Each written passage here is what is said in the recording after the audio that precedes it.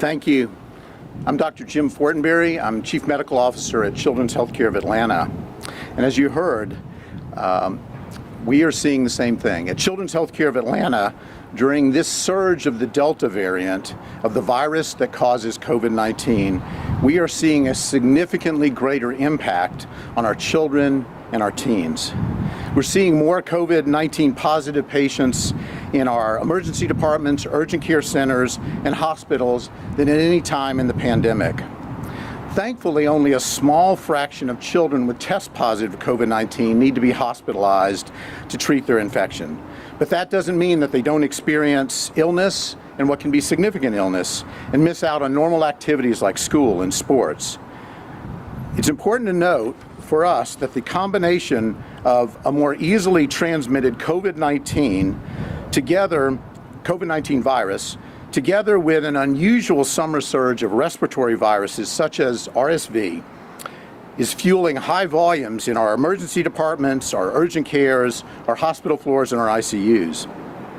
It's this combination of viruses that has had the greatest impact on children's overall volumes. With our network of 3 hospitals and outpatient centers and our incredible care teams, we've worked to manage the volumes, but a continued rise in numbers will continue to push our capabilities. Today we have 31 patients who are hospitalized, that is within our walls, across our 3 hospitals with COVID-19, and a large number of patients also with these other respiratory viruses. Our hospitals have very high volumes of kids right now across the board. The majority of kids with COVID-19 that I see in our hospital have underlying medical conditions like cancer, sickle cell, severe obesity, asthma, and they're having to fight this terrible virus in addition to the health challenges that they're already facing. But some of our kids are previously healthy that come in to need hospitalization. Many of our kids can't get the vaccine because of their ages, so we all play a role in preventing the spread to them. The best way to protect all of our kids is to get vaccinated. That includes any child 12 or greater and every one of us as adults.